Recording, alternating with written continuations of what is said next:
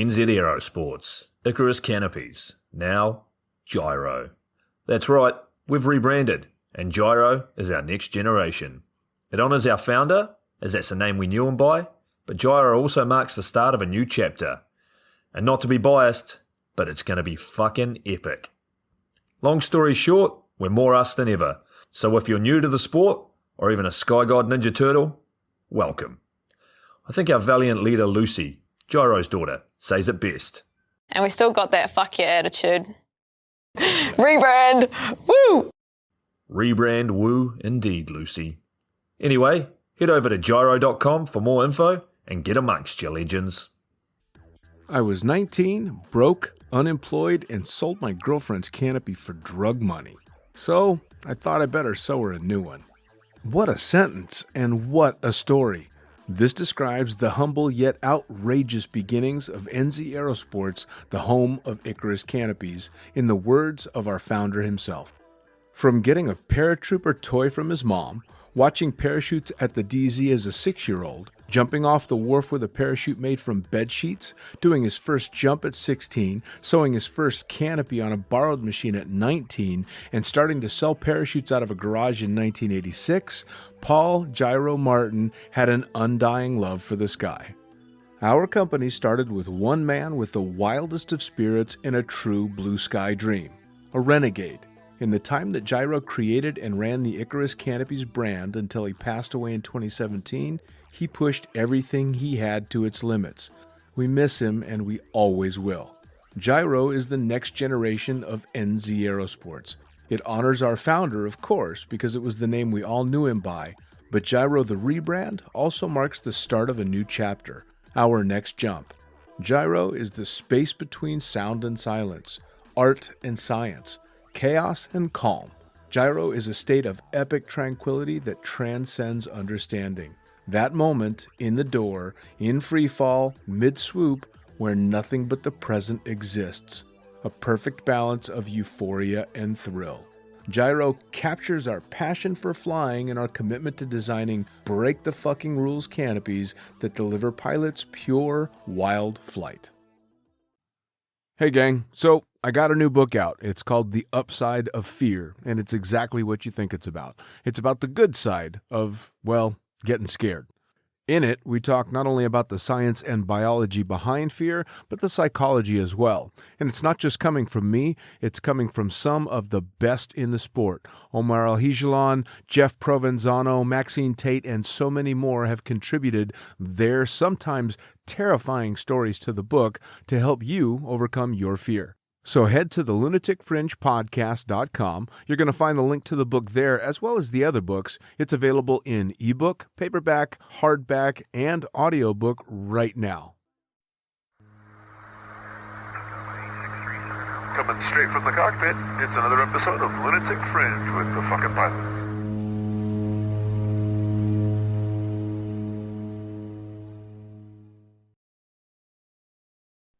Ready, set, go.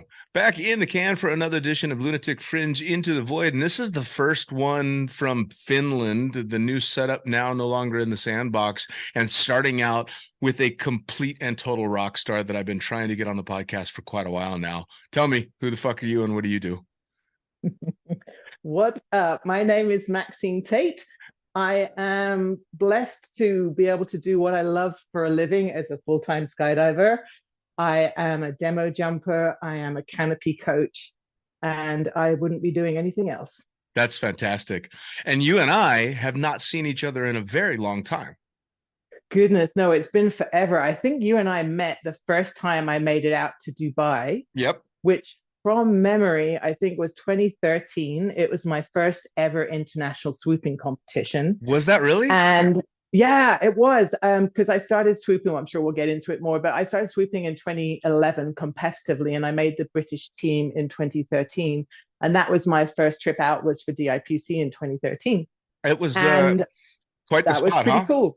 It was a pretty awesome place to start my international swooping career. Well, and yeah. I got out there, and it was my birthday. In fact, the first day we made it to the drop zone, and my teammate Martin Reynolds hooked me up with a trip up in a Huey for a cheeky little hop and pop to celebrate my birthday and go check out those skyscrapers. So that was an amazing way to start my trip to Dubai.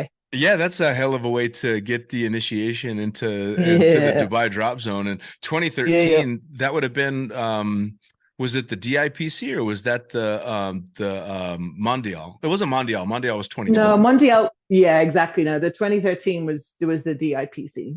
Okay, cool. Yeah, because I had just started flying there not that long before, so we were both pretty new to the sandbox back then. Yeah, nice. Yeah, I seem to remember you and we went to. I can't remember how we met, but we were off in your car, so we went to some concert gig or something. It might well have been the opening ceremony. I don't remember. Yeah, it was the opening ceremonies. That's right. Yeah. We did the opening ceremonies, and then I think we did a little bit of bar hopping on the way back. Yeah, fun times. So, yeah, it's good to see you again, friend. Good to see you again. And you as well. Now, so as per usual with the podcast, let's jump you all the way back. I want to know how you got started, not necessarily just in skydiving, but in anything extreme. Well, yeah, that's interesting, actually. It's so nice doing these things because I get a chance to reflect like I haven't done for a long time. So sure. If you want to go way, way back, I guess I've been doing sports at least on a competitive level since I was literally a kid. And it started at the age of 5 when I learned how to ride horses. So if you want to start there, that was not a lot of people know that. All right. For some reason, I guess I was really into the idea of riding horses. You know what it's like when you're a kid, sure. Shiny things. I want to do that. And my folks have always been amazing at being able to support anything that me and my sister wanted to do. And so I started riding horses and my sister too. And that became a really huge part of my life. And so I actually competed in horse riding as my very first sport. Wow. My family actually moved to Portugal when I was 8 years old. I've been riding for several years. And it was the new thing out there. So we got hooked up with a stable and I was allowed to go and ride everybody's horses. There's a bunch of expats there. They all had horses. So I had like the run of the stable and I competed at a very high level. In fact, up to national level when I was a kid. So that was the first thing I ever did. Yeah. Now, what kind of, I only know very, very little about horse riding, but was it dressage? Is that what they call it? I hated dressage. I like to go fast. You know how I roll. So the idea of doing something disciplined like that was so boring.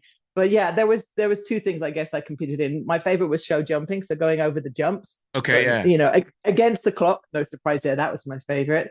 And then we do things called the 3-day eventing, which is basically cross country, which is balls to the wall. Love that stuff too. And then the dressage, which I was kind of bad at, and then the show jumping. So yeah, it was one hell of a way to grow up, actually. I mean, I literally lived on the stables for years of my life as a kid. Teaches you an awful lot, though, doesn't it? I mean, especially when you're working with big animals like that, you have to learn how to navigate safely, so to speak. Totally. It's like working in a team, and the team is you and the horse, you know, and it's a relationship that's built on trust and generosity and patience. And yeah, I loved it. Do you think that's... And it was beautiful out there in Portugal as well. Like we used to ride on the sand dunes in the forests and go, what a way to grow up. It was such a gift. Sounds fucking horrible. Yeah. So that was my very, very first sport that I ever did. And my family was out in Portugal probably until I think it was till I was about 12 years old. And then we had to come back to the UK. And I continued to jump all the way up through university. And I competed for my university, which is the London School of Economics and University of London. And then I stopped riding really from about 21 because I went to work in the city and I was done with that. But from the age of like literally 5 to 21, I lived my life on horseback. Oh, nice. So now you just mentioned university. What were you going to be when you grew up?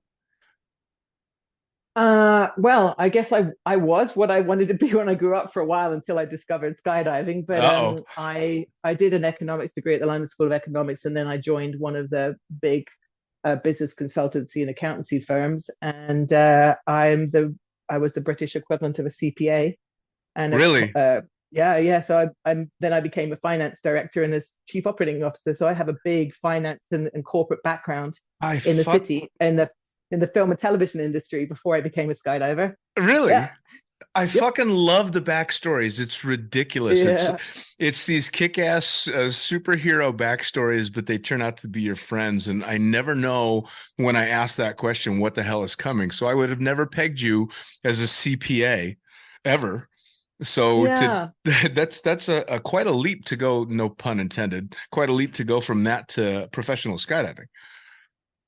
Well, yeah, I guess it was, and it's interesting because but my massive pivot, I guess you could say, from working in London to becoming a full-time skydiver came as a result of, well, my first interaction with skydiving was while I was at university. Like, this is back in the late 80s, and there's a bunch of people we know that were part of this time as well, like Regan Tetlow, Mark Yeah. Kirkby. These are all people that were back in the UK at this time, and the big thing to do, and we're all similar age, believe it or not. And I don't think I can get away with that anymore.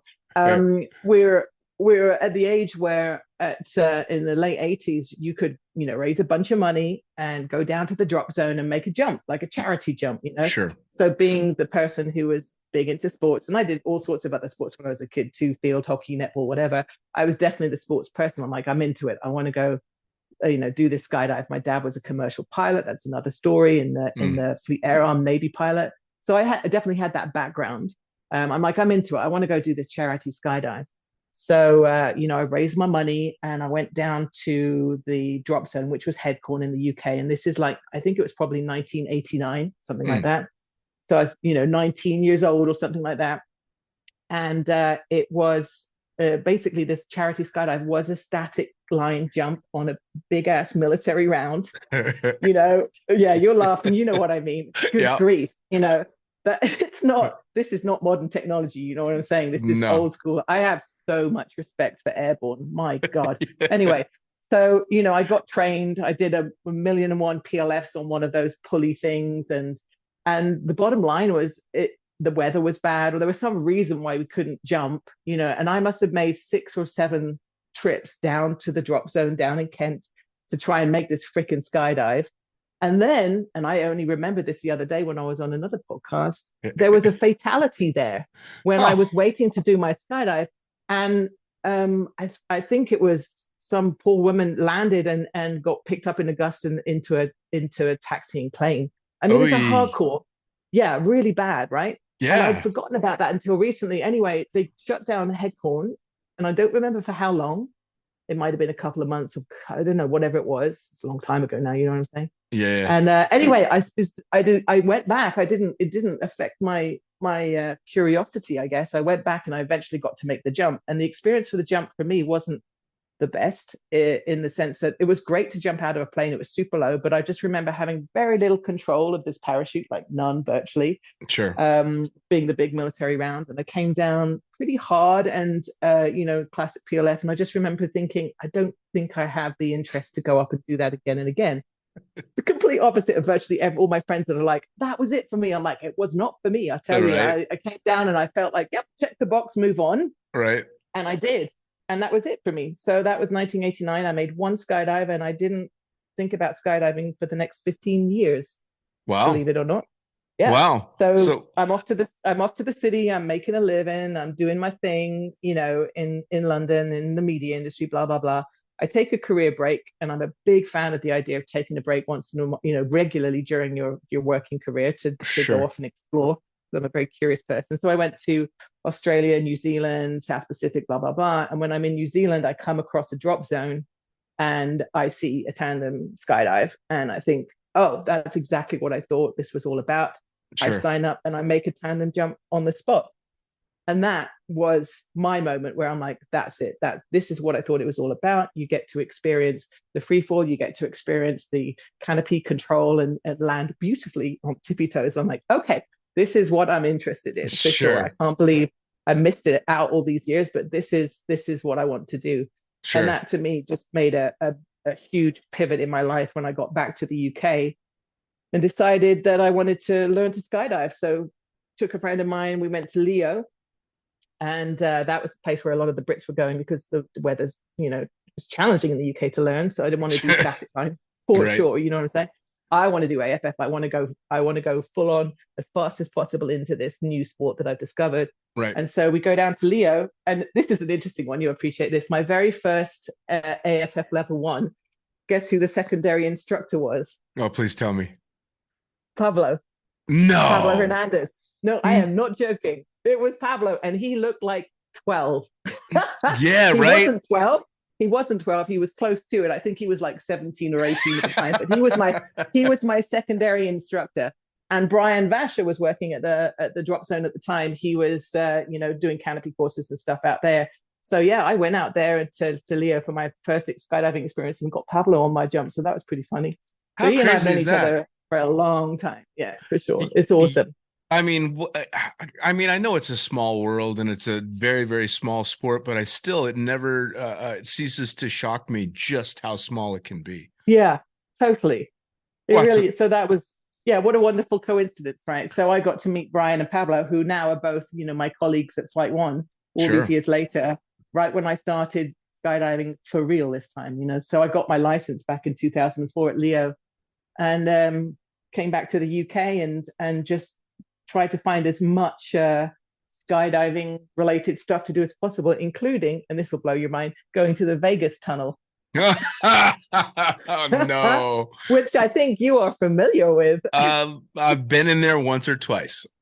Exactly. So that was super funny. I was doing a trip because I was in media, so I used to go over to LA every year, and I was like, all right, what's going on in the States in skydiving? I know there'll be something going on. So 34 jumps in, I find one of the few tunnels open at the time. This is probably 2005, I think, or so maybe 2004. Yeah. And I go fly in the I Fly Away, whatever it's called, Vegas Fly tunnel, away. Yeah. big ass clown suit, and yeah, that was interesting. Yeah, it doesn't help a experience. damn bit when it comes to skydiving or modern not tunnel at flight, all. but it's a lot of fun. Goodness, yeah. So that it was different for sure. But I remember like being all over the place and falling out a bunch and thinking, well, that was interesting. But it was cool, because like there weren't a lot of tunnels around at the time. So that it was cool to try something new for sure. That was always my favorite part about that, was especially because I was an instructor at the tunnel, but a low-time skydiver, is we would get skydivers come in that sucked in the tunnel, because flying and flyaway is not about flying your body, it's about flying the suit. No, for sure. It's all about flying cloth. But for me, that was a great transition because I turned into a camera flyer. So I kind of already knew how to fly wings. Yeah. So yep. You've rediscovered your joy for skydiving. You've gone out and made the tandem. You're still working as an adult doing the real thing. That had to make it pretty easy though, because it sounds like you had a proper career going on. So I did. Being able to get into skydiving wasn't the financial burden that it is for a lot of people. True. And it's like a lot of my friends that are in skydiving and have been since the year dot, I have a lot of admiration for them because they've had to try and find a way to make that happen for themselves in skydiving, which is, very hard to do to create some kind of financial stability. Whereas I came from the other way around. It's like I put my work in, I had that career. And, it's this, my friends use this phrase, we do this so we can do that, Sure. And that was the case then. But at that point, I'm like, well, I don't want to do this so I could do that anymore. I'm done. What do I want to do with my life? And at that point, I had to make a decision whether I was going to continue really pushing it in my career or whether I was just going to do a complete pivot. And it just comes to this idea of what makes you feel fulfilled in life. And I spoke about this the other day. Time makes me more fulfilled than money, frankly. Sure. I think I was beginning to realize that. And I decided it was time to change. And so I jacked in the job and moved to Eloy. You got to love that. I mean, the truth of the matter is, I suppose most, especially working skydivers, have decided that money is a necessary evil, but it's not the end game. Like, I don't know too many skydivers that are about the money. They're about the money that they need to get that next rig or canopy exactly. or jumps, but it's just a means to an end. Yeah, money is the tool to generate more time in your life to be more fulfilled. And that was definitely a clear point in my life where I made a commitment to that. And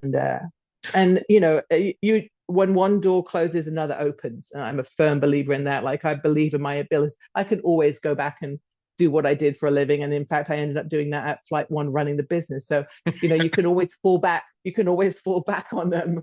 On your past experiences if you need to. Sure. But that gives me the ability to be able to feel really good about moving forward and exploring opportunities. Sure. Well, that's another thing that skydiving tends to do though, right? Is you're in the community and you are a skydiver, but then they find out you have skills outside that, and somehow you always get wrapped into using those skills somewhere else. Well, I was looking for that. So I mean, but I moved to the States. Or I didn't move to the States. I just came to Eloy at the time, and I was trying to find, at that point, I just wanted to be a full-time skydiver. So I basically became an instructor and a tandem videographer. And there was a trip to Australia at the time, but in there in between, but that's maybe not the most important part of my story. I ended up in Rayford, and I was working there as an instructor and a videographer.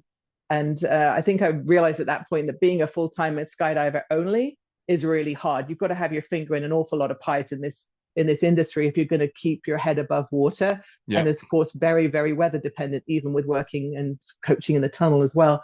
So at that point, I'm like, okay, I've tried the full-on career in the city. I've tried the full-on skydiver. Maybe I need to find something that's a happy medium. And that's where working at Flight One came in. And it just so happened that I was lucky enough to meet a good friend of mine, Annie Peterson, was dating this dude called Shannon Pilcher.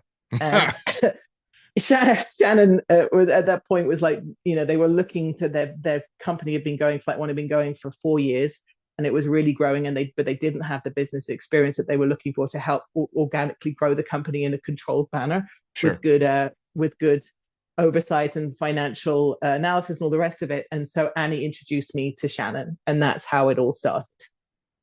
Which was again a perfect timing, as I was looking to move from Rayford and do something else, and Shannon was looking for someone with exactly my skill set. And there you go. It does seem to kind of happen that way. I suppose it happens in every walk of life, but it seems to happen so often in skydiving that shit just kind of works out. Yeah, and so here's the thing. I'm going to put a little bit more to that, because I think it's not just coincidence. And I had this kind of clarity when I was chatting with Eliana the other day, and on our Highlight Conversations version of it. If you are there and you are visible, and you show up regularly, people start to see you and see what you can do. And then when the opportunities arise, you're there for them. You see what I mean? Oh yeah. It's not all just coincidence. There's a lot to be said for just showing up and being visible. And so I think we have some impact in those moments of great karma as well. Oh, for sure. I mean, I'd like to say that I've been lucky over the years, but the fact is I was also there. I was making my presence known for good or bad, one way or another. You get some opportunities, again, positive or negative, but definitely. Now, I wanted to actually go back to when you pulled the trigger on walking away from what the real world considers the proper career and the proper trajectory for one's life. Do you think that growing up doing stuff like the horseback riding and then becoming a skydiver, do you think it makes it easier to make such a scary decision? Oh, sure. And I don't know if it's necessarily the sports side of it, but I don't really have any fear of the classic idea of failure. That doesn't really bother me. I'm just curious and I want to try something. And I have complete and utter belief in my ability to be able to keep my head above water. I think it's worth trying things you've never done before just to see what you can do. Sure. You know what I mean? And I think that's got a lot to do with the fact that I've got that classic word pivot that we've all learned to appreciate in the pandemic. It's been a factor of my life forever. And I find there's far more fulfillment in trying new things and seeing, try it on, see if it fits. And if it doesn't, then go find another door to walk through, Sure. Absolutely. It's to me, it's a freedom of a certain mindset, I completely agree. I mean, I know that for myself personally, I can make decisions that for some of my friends are absolutely terrifying, nail biting, weeks and months long processes that I just go, fuck yeah, sure, let's do it. Yeah.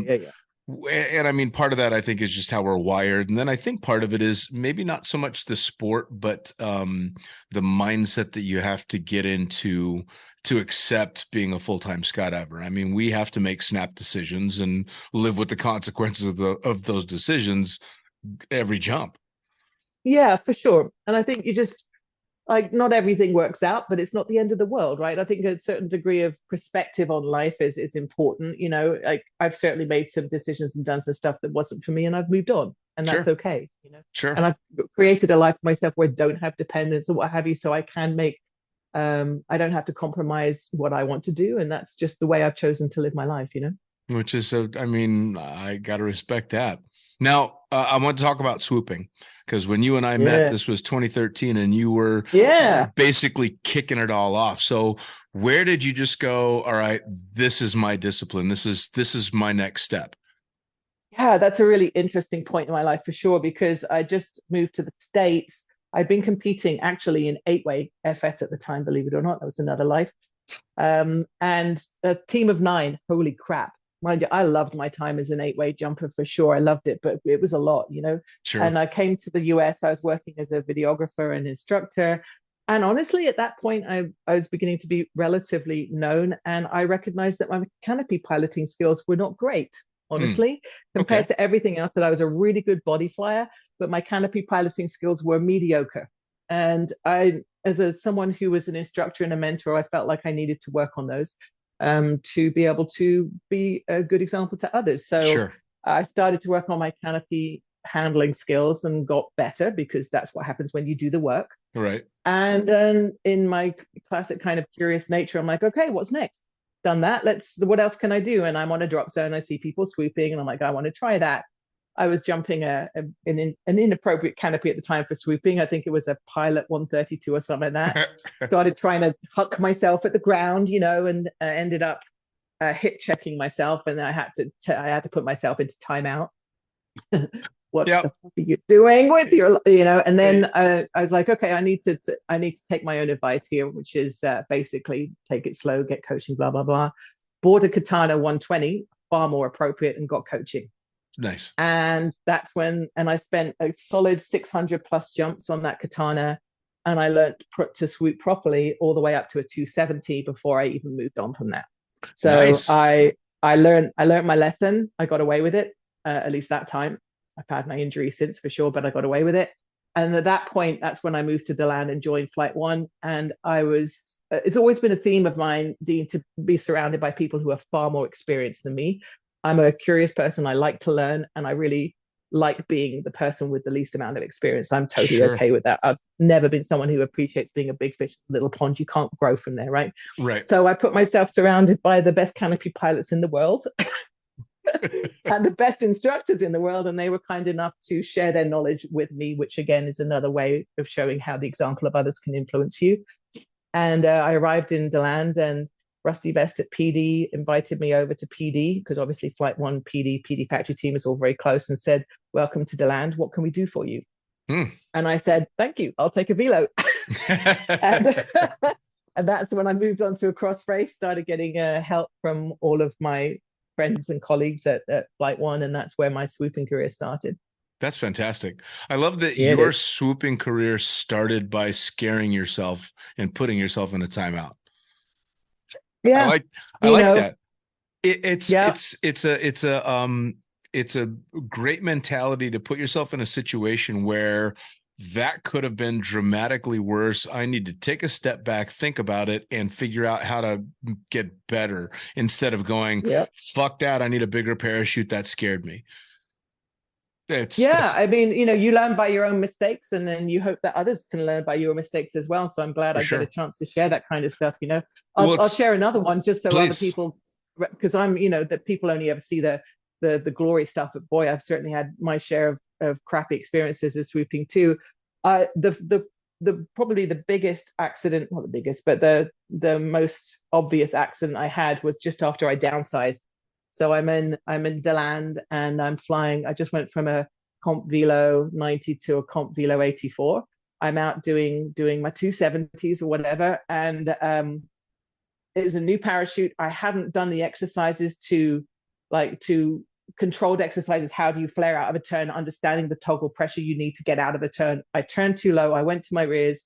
I realized I was still low. I went to my toggles, and I didn't flare hard enough, and I clipped my knees on the way through. And that was the first kind of like big accident I had, I guess, as a swooper.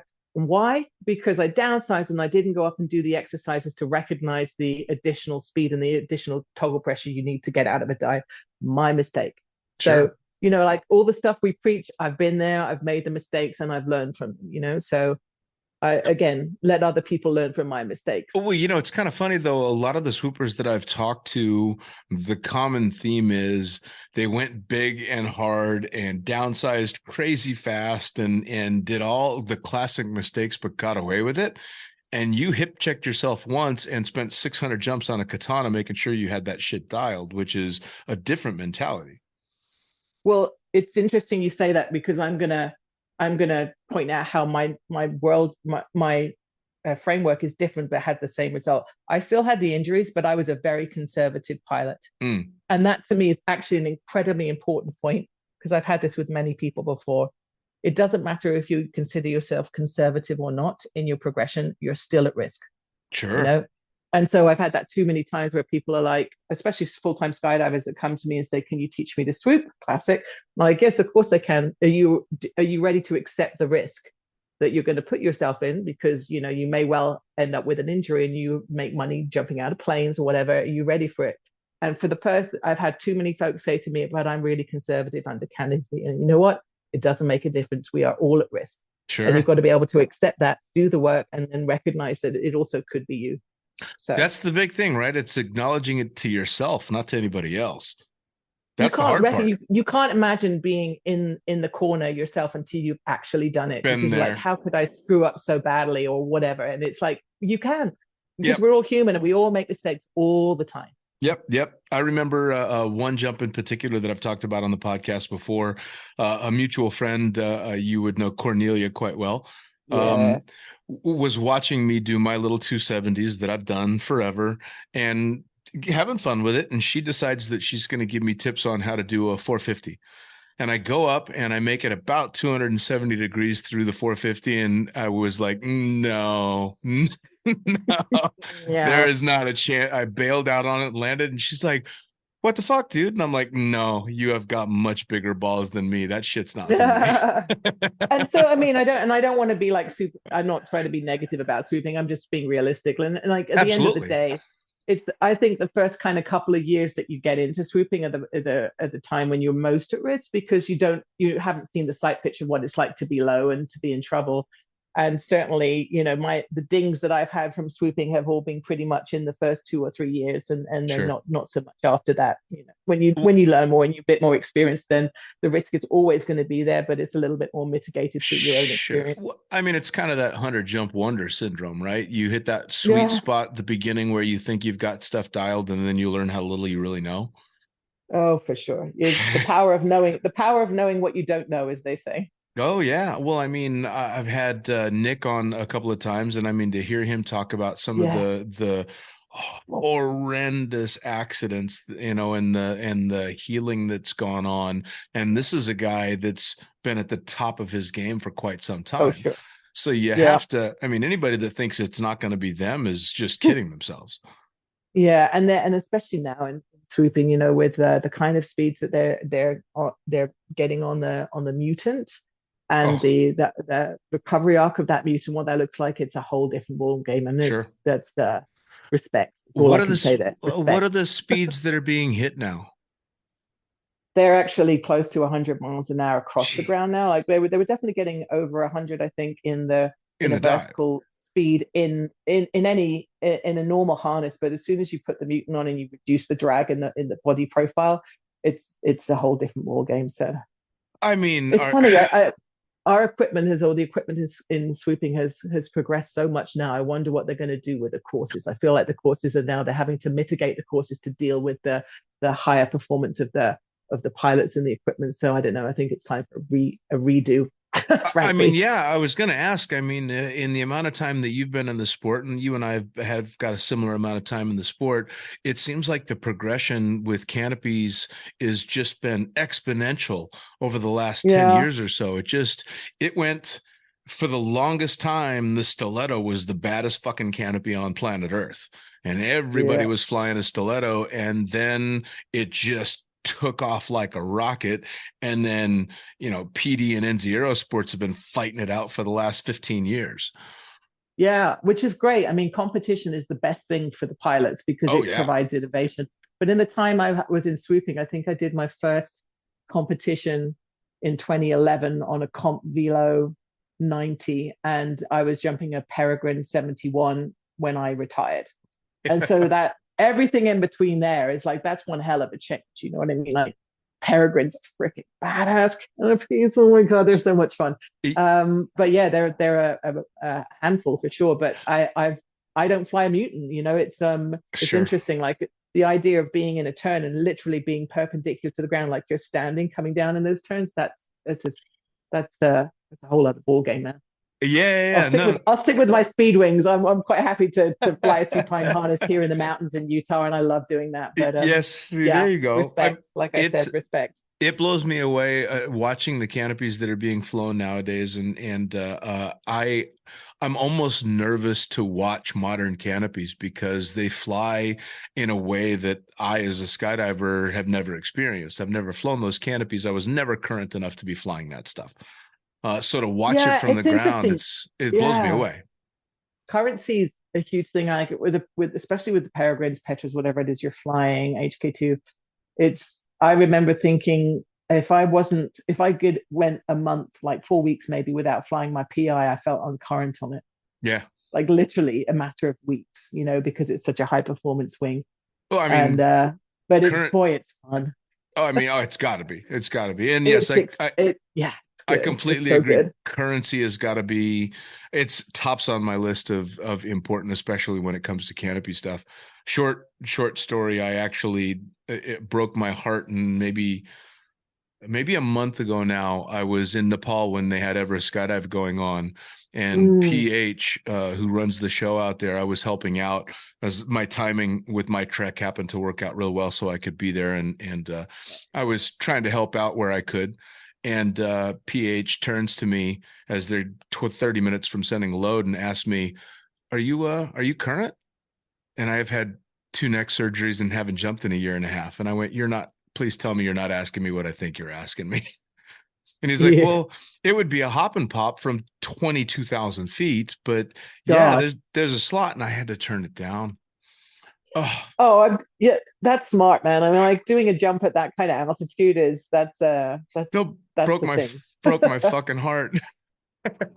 Next time, buddy. Next time. There you go. Yeah. Though I told him, I'm like, I've got that on tape now. I'm gonna make sure that I call you on that offer. Now, speaking of speed, you started speed skydiving. Yep. What addict much? Right. I mean, add that to the list, right? Okay. All right. So the story behind that is in 2017, I decided that I was going to 2017 was a big year for me. I managed to go. I went to the World Games for the UK, wearing the UK jersey for swooping. That to me is always going to be like it was my biggest goal. For sure. In swooping is to be able to go to the World Games. It's about as big as you can get when it comes to our sport. It's about the equivalent of the Olympics. It was amazing. Sure. And I've been swooping and competing for like 7 years or something like that. And I was beginning to feel that I wanted to move on, just because it's such an amount of time when you train at that level, and it's a lot on the body and everything. And it's like, I think I've just hit the pinnacle of what I want to do personally. Sure. And I'm a curious person. I always want to learn something new. So I think, I'm going to be done. So 2018, I took a year off and took that time to decide what I wanted to do and what I felt was my next challenge, as it were, or whatever. It's important to ask yourself regularly what fulfills you. Otherwise, you can end up doing the same thing year after year. And what we like to do changes over time. So I think it's really important to check in with yourself regularly and be like, am I on the right path still? Oh, yeah. And I got to that point in swooping where I'm like, I don't think this is me anymore. I love the community and it's super fun and everything, but I think I want to try something new. So I ended up, I think I turned up to nationals. One of my sponsors said to me, why don't you try something else? We'd love for you to compete. And I'm like, okay, well, let's see, what could I do? And I wanted to try something that I'd never done before. I hadn't done any vertical skydiving. I'd maybe done 50 head up free fly jumps, and that's it. Sure. So I'm like, if I'm going to do something, I want to do something that I'm completely novice at from ground zero and see if I can learn from scratch. Maybe let me try a vertical discipline. How about speed skydiving? So that's really how that came about. Okay. I've always known that I can dive to a formation really, really fast in big wave stuff, flat stuff, but steep. maybe that's something I could try and it'll be fun. It's fast, whatever. So I rocked up at nationals in 2019 in Rayford and got there a little bit early and it's like, okay, I'm going to put like 20, 30 jumps in, see what I can do in this. Tried a bunch of different clothes. Like I did it in my swoop pants. I did it in a free fly suit, and I was all over the place. Oh my God, I was corking out left, right, and center. I didn't know what I was doing on my head. I had no idea, and that was hilarious. And I'm like, well, screw it. The only way I really know how to do this is in a booty suit. So I literally went up and I tried to go like not on my head but steep in a booty suit, and I was really smooth because I've got thousands of jumps at this point in a booty suit. So I competed in speed skydiving nationals in a booty suit. I know, it's hilarious, isn't it? With the booties on and everything, but it's aerodynamic. It's just got a little bit of extra drag with the grips and stuff. But anyway, it went really well. I ended up getting a place on the US team. That's funny. And I'm like, okay, what do I do with this? And so I asked myself the question, do I want to continue with it? If I do, what's the value? Like, these are the questions I ask myself. Is there value to me? Is there value to anybody else if I take this journey? Is it going to make me feel fulfilled? And I'm like, you know what? I think what I'd like to do is a journey which involves me trying to learn this new discipline. I've got a chance to go to the World Championships. Let me take that journey, throw the learning process at it, and share the journey to show people what it's like to learn. And not to care about the failures along the way, but how can we embrace a process where we've got no idea of what the outcome is? The outcome's actually not even that important. It's like, I just want the journey. I want to see if I can learn something new. And how far can I get in a year? I went and knocked on one of my favorite drop zone owners' doors, Doug Smith up at Chicagoland Skydiving Center. I'm like, hey, Doug, I've got this crazy idea. What do you think? And he's like, I love it. Do it. Come and train with the drop zone. We'll support you. And I moved to CSC up in Chicago and I trained my ass off for a year. And then COVID happened. It's like, so suddenly this 1 year project became a 2 year project. Damn it. Talk about hurry up and wait. Oh my goodness. And so then I went and knocked on another DZO friend's door, Jorge Alonso down at Skydive Carolina. I'm like, can I come down in spring and come to your drop zone? He's like, yeah, come on down. We'll do it. So between the two of them, love the fact that they supported it. I spent 2 years hucking myself out of a plane, trying to go head down, trying to learn how to go fast. And by the time I got around to going to Russia, I probably had clocked up about 450 training jumps. Wow. Which is a lot. My body hurt, I can tell you. And it wasn't all good. You know, like in the time I'd cork out, I put myself in a flat spin once, I gave myself whiplash. You know, this is all part of the journey. And this is why I want to share it. It's like, it's not all good stuff. Right. But persistence is what counts, because ultimately it's a numbers game. So speed skydiving, the jump itself, like the scoring window is 7,400 feet's worth. It's over in like 28 to 30 seconds. Yep. So every time you go make a jump and you're only going really fast down at the bottom, maybe the last 4 or 5 seconds, that working time is nothing, right? So the only way you get better is by doing it again and again and again. And with the support of my sponsors and the DZs, I was able to do that and able to get to a point where I was doing pretty decently and went to Russia and performed pretty well. And I say performed pretty well. I got the gold medal and got the world record. But the only reason I kind of play that down a little bit is because ultimately the results, you know, the only thing that's important to me is competing against myself, because you never know who's going to turn up at the meet, whether you're going to win or not. So to me, actually, the medals per se isn't about it. To me, the competition is, can I go to a world championship and do as well as I've done in training? Can I get better? Can I go faster compared to my own results? So we went all the way to Siberia in the middle of a pandemic. Wow. That was one hell of a journey. I feel like everybody that went there, honestly, and managed to make it to Siberia should earn a medal. Right. That was a trip. It was a trip. And I mean that in every way, shape or form. And it was a crazy, wonderful experience.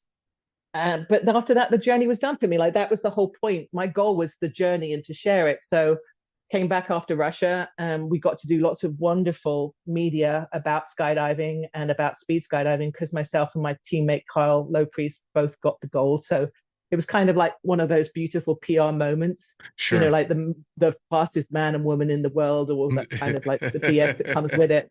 And we got to do all sorts of wonderful interviews, which helps the sport. But I was kind of, at that point, I was kind of done because the journey had been done. But the World Championships this year were in Eloy. It's home turf, defending champions, and it was just another opportunity to wear the jersey one more time and represent. And so we just did the World Championships in October. And I didn't do a lot of training this year because I was doing other things, but managed to take the silver and stand up on the podium with a jersey, which is wonderful. And then I retired. Nice. Dropped the mic. So I just retired from competition after 17 years. So what was the world record in Siberia? What was your speed? Actually, you know what? Here's the interesting thing. I wasn't very fast in Siberia, but I still got the world record, and I think it was 443 kilometers an hour. But I broke it again when we came back to Arizona. When we came back to Arizona for nationals that year, because it's super fast in Arizona, both Kyle and I broke the records again. And my record back then was 459 kilometers an hour. And since then, my record has actually been broken by someone else, as has Kyle. So Kyle and I are no longer the world champions or the world record holders. But here's a really important point to make about that. We both love that. I love the fact that people are out there doing it, going hard. And records are there to be broken. And I love the fact that people are inspired to go and break them. So absolutely. I don't want to hold a record for very long. You know what I mean? It's great to have them, but I want to see people go out there and go faster. And they are crushing it right now. Like the world champion, the new world champion, Marco Het, went 528 kilometers an hour.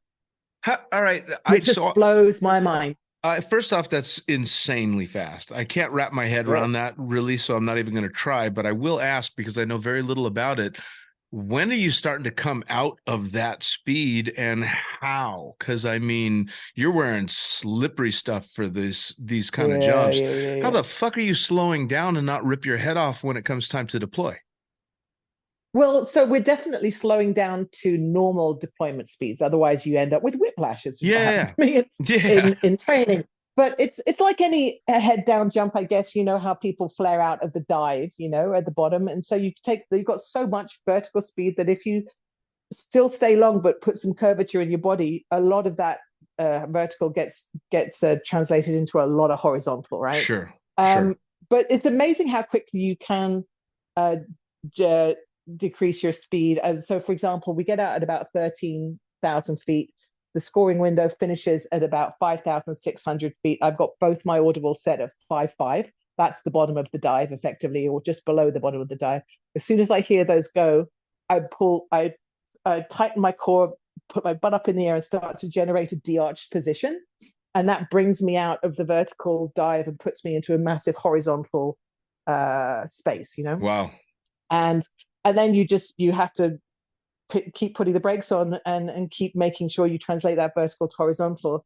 And then it honestly doesn't take that long. By sort of 4,000, 3.5, I've slowed down and I could deploy. Well, I mean, that's it took a while to get used to that. I'm not going to lie, especially as someone who's not a head down flyer.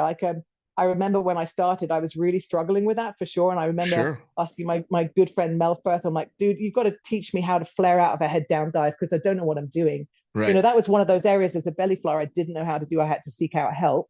Sure. But yeah, it's just with everything. The more you do it, the better you get at it, I mean, that's still got to be so physically demanding. I mean, just coming out of a normal head down can be a bit demanding, but when you're talking about 400-500 kilometers an hour, holy shit. Yeah. That's something else. Yeah, definitely. My shoulders were hurting quite a bit because like when you de-arch, you can just bring your shoulders in. So that was part of it. And then the other thing that actually I'd say was more challenging than anything is my neck. Because ultimately, and that's not so much about the flare out, it's in the dive. It's a matter of what you do with your head when you're going at those kind of speeds. I take a reference to the ground, so my neck is slightly tilted up, so it's not, my head isn't directly in line with my body. Right. Folks that have a lot more of a free fly experience can look out at the horizon and get a really good sense of whether they're vertical or not. But for me, I always took a reference. So I'd say probably 50-50 with the competitors. So yeah, my neck, you can imagine being in a dive at those kind of speeds when your neck is slightly out of alignment per se. Right. Yeah, it hurts.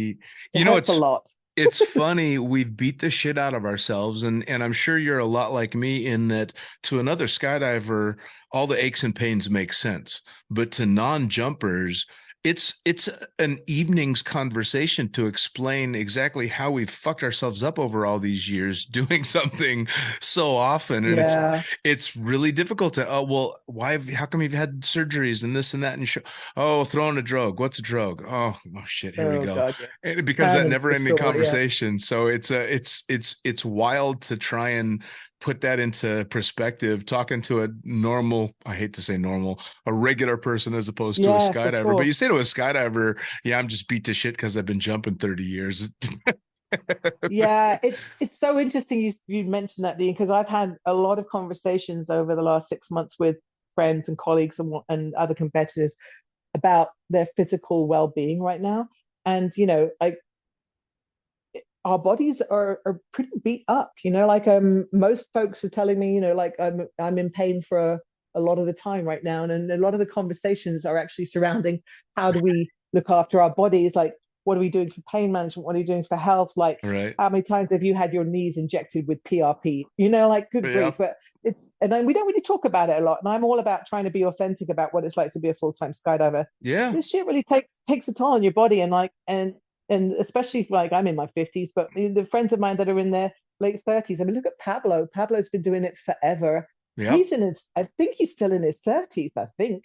You wouldn't guess with the gray hair on the man, Right, but I want to right. say, I think he's not, I don't think he's even 40 yet when I think about it. Maybe he is. Maybe I'm just being kind to him. But, he's a really good example of the wear and tear of 20 plus years, 20,000 jumps, whatever, on your body for someone who's still young. And it's a lot, man. Like you've just got to be aware of what it's going to do to your body and try and mitigate it as much as possible and just be careful, Well, and it's then also you get the anomalies like Pete Allen, who's like older than me and is just so fit. yeah, and nothing phases him. 35,000 jumps in or whatever he is. God, I know. When I had him on the podcast, it was just like this. It was just conversation, not video, and I'm just sitting there the entire time, shaking my head, going, "This fucking guy." Yeah, he's a good example of what physically, mentally, and everybody wants to be Pete Allen. Oh yeah, absolutely. He's a wonderful human being, but he's a good example, Well, and it's funny though, physically what you get used to, right? I mean, I don't know any longtime skydivers that aren't dealing with some level of pain to some degree every day. Yeah. But that's just how it is. I don't even think twice about it. Yeah. I wouldn't do anything different. I'll just keep trying to mitigate it and have fun, otherwise what's the point? Oh, I wouldn't trade it in for anything. Although it would be nice to know there was an old folks skydiver home in our future, but that ain't going to happen either. Yeah, but at least and then that's one of the reasons why I sort of retired from competition as well. It's like there's other things that I would like to do with my time. Sure. And I also want to give my body a bit of a break from doing the extreme side of skydiving. So sure. Right now I get the joy of like I'm on my demo team, Highlight. We get to go to these places and we do one jump. And we get all the glory and all of the amazing feels, and that to me is the best way to be. Well, and bang for your buck. I wanted to segue into that because I mean, especially lately, Highlight has been getting a lot of amazing press and doing some incredible stuff. But how did you get started with Highlight?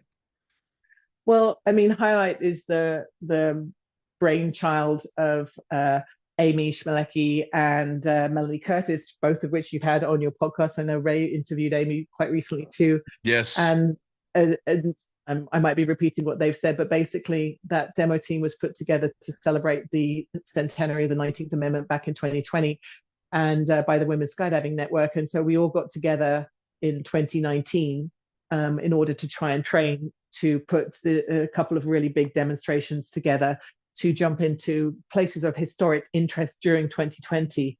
And yeah, they put the call out and a bunch of people answered the call. We got interviewed and they put together probably the most extraordinary team in skydiving as far as I'm concerned. Of absolute rock stars. Oh my goodness. Just, honestly, I shared this the other day with Mel. I remember when we walked into Arizona, the first training the first training camp we ever did. We walked into the room and I look around and I'm just like, what did I do to get a seat at this table? Holy crap, this is the amazing. Who's who. The absolute who's who. And I mean, I've been lucky enough to have a few of the members on, but I mean, the concept is absolutely fantastic. And it seems to have grown much larger than, I mean, maybe it was always planned to go as big as it is, but especially including now Project 19 that just happened. You said you were there cheering Yep. them on. I mean, holy shit. It's just Here's incredible. here's the thing. This is what we get. I get asked a lot. Wow, you guys are crushing it. Did you ever expect that you'd be doing what you're doing? The answer is yes, we did. It's intentional. This is exactly what can happen when you get that group of people together who can work together, become more than the sum of their parts in a humble fashion. Nobody's ego is bigger than the mission. Yes, that's exactly what we intended. Which is awesome. Yep. And it is just the start.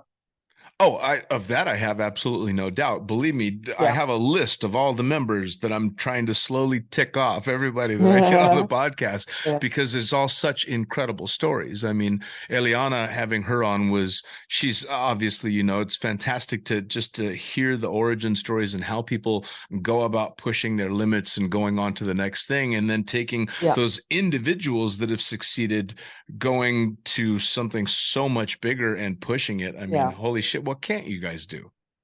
Well, nothing. And I mean, here's the thing, like when I look at the group of people we have in that team, everybody brings a very specific skill set to the table. And so we're very complementary, and that's what's so good about it. Everybody has their own wheelhouse, their speciality. And when you have that in an environment where people are happy to share and willing to share and ask for help, that's when you start to do incredible things. Sure. There is no qualm about me turning around to, let's think, Alison. Alison's done a lot of jumps into stadiums. I was about to go and do a stadium jump into Dallas. I hit her up for help, and Eliana was going to have to do some really advanced accuracy into stadium. She came and asked me to help her with some advanced accuracy, trying to land in a target in a tight area. Like, we ask each other for help, and we therefore we're sharing our knowledge with each other. And that's why it's such an incredibly powerful opportunity for us, to see what we can do. And I have to say, we just did a demo just to share a little bit about what the kind of things that we do and how amazing they are. Please. But firstly, we're so lucky to have a platform where we can use skydiving as an outreach mechanism outside of skydiving. You know what I mean? Like, skydiving is effectively our metaphor for living these bold, brave lives of our own design, which is our mission. And it's a great way to touch people outside of skydiving. So we just did, our last demo of the year was into an event in Jacksonville, Florida, and it's called Supergirl Surf Pro, and it's a whole weekend that's focused on young kids doing sports. It has a professional surfing competition, which is one of the very few for women actually, going on, which was super cool to watch. And then it's got soccer, it's got volleyball, it's got a music festival, it's got a DJ lineup, like it's the whole thing, like a massive weekend event. We got to land on the beach after the soccer tournament, bringing in big flags, streamers, smoke, and then we got to hang out with all the kids. We got to put flags around and take pictures with them. And the kids are just, that's it, man. That's why we do it. Like, interacting with those kids and the parents and what have you is everything. And the most rewarding thing. They must just lose it. They absolutely must just freak out when you guys are coming in. Everybody does, not just the kids, everyone. They're like, oh my God, look at that. And then when they realize that we're all women, blows their mind. Which is, it's an amazing and an incredible thing, but it's a bummer that it's taken this long and that people are still surprised that a bunch of women are doing something so amazing. I'm all about it, though. I don't care that they're surprised. I'm glad that they are. It's all about representation. We're making up for lost time, Dean. We're into it. Fair enough.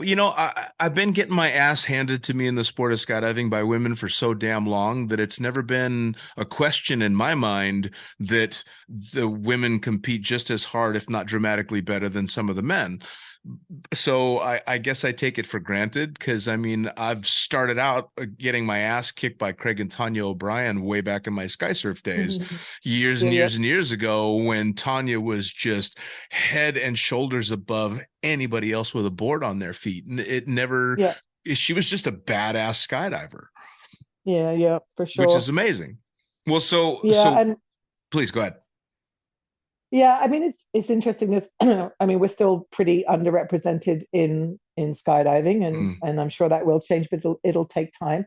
And when I think back to even over competitions, there were multiple competitions when it was just Cornelia and I were the only women in world championships and World Cups. I think the most I've ever seen women-wise in swooping was maybe 4 or 5 one year, but mostly it was 2 or 3. But that's okay because it takes time, and we'll keep representing, and hopefully folks see that women are doing it and they think that they can do it too. And I mean, that's on the skydiving side. Outside of skydiving, seeing women do demos jumps is just a metaphor for the idea that women can do whatever is out there too. So, change doesn't happen overnight. It doesn't even happen in decades or sometimes in a lifetime. Sure. It took 72 years from the beginning of the suffrage movement to when the 19th Amendment was ratified. You just got to keep going out there and doing it and representing. Boy, for a Brit, you know a lot more about the women's right to vote in the United States than a lot of women do, I bet. In the US. You have to take a test when you become a citizen. Yes. And I can almost guarantee you most, if not all of my American friends and myself included, probably wouldn't pass that test. You're given 100 questions that you have to learn because they're going to ask you 10. I had so much fun asking all my American friends the questions. It's pretty funny. I'm guessing it was pretty sad. Well, some of them were complex. Some of them were things like, name 2 states that border Canada. So it wasn't. All right, fair enough. They're not all complicated. So there's a few gimmies in there. Yeah. Well, fair enough. So, moving forward, you're still obviously you're coaching and doing all this stuff. You've hung up the spurs as far as competition goes. So, what's next for Maxine Tate? Well, I'm definitely about trying to continue to collaborate with others to try and utilize what I consider my greatest gifts to try and move forward this idea of representation. Like a lot of what I do for Highlight is a great metaphor for what I want to continue to do. And I'm super driven to use that platform with my teammates to continue to see what's possible. And that to me is not outreach within the sport and outreach outside of the sport as well. Sure. So that's really where my focus lies. And right now I'd say I'm probably leading more of a values-based life than a task-orientated life, which someone who I really admire. God, I wish he was my friend. He's a great author called Adam Grant, and he's an organizational psychologist, and he says, in this never-ending world where it's very unpredictable, you can't really make a master plan. All you can do is gauge whether you are leading a meaningful life. And that's pretty much where I'm at right now. So no big master plans to dominate, but everything I do, I ask myself the question of whether I feel it's meaningful and whether it fulfills me and adds value. And I'm okay with that. Yeah, well, that's pretty rare air to live in right there. I think that most people don't get to a point in their lives where they're able to ask themselves those questions because they're too busy just grinding it out. So, I mean, that's a pretty special place to be. Yeah, it is. And I'm good with it. I mean, it's a simple life and it's a life full of fulfillment. So there's a whole lot to say for a simple life, isn't there? So tell me, people want to come train with you, they want to come jump with you, they want to sit and talk to you about Highlight and all that. How do they find out about you and what you've going on, and how do they find out about the team? Yeah, for sure. So to find out about Highlight, you can go to Highlight Skydiving, which is on Instagram, it's on Facebook, it's on TikTok. Yep, you're never too old to be on TikTok, believe it or not.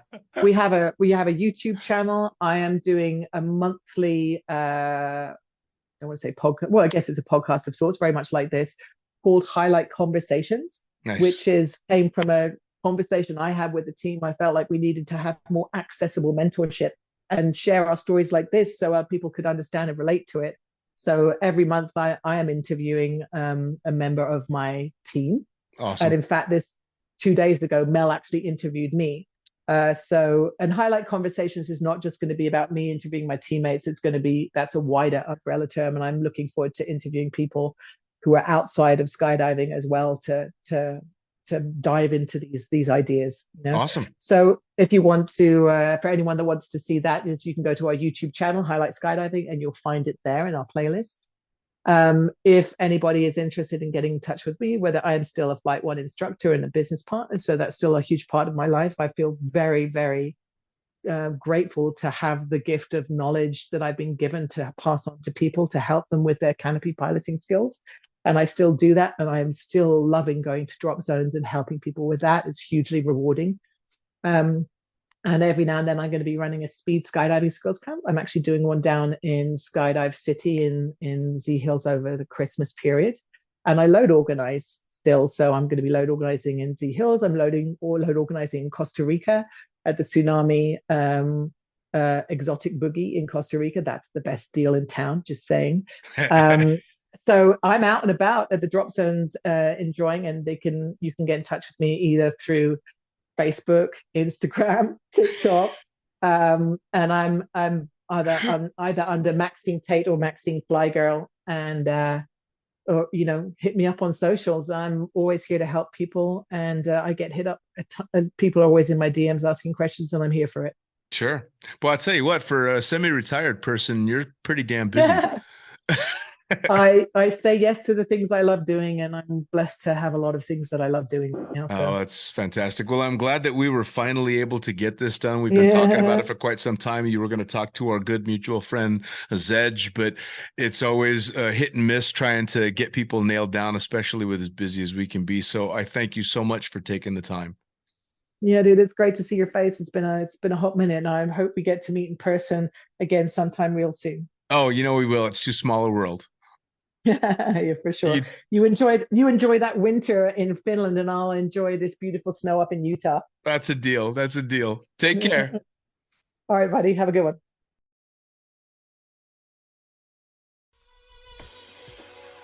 Well, there you have it. Another episode of the Lunatic Fringe podcast, brought to you as always by, well, wait, not as always, actually. Brought to you now by Gyro.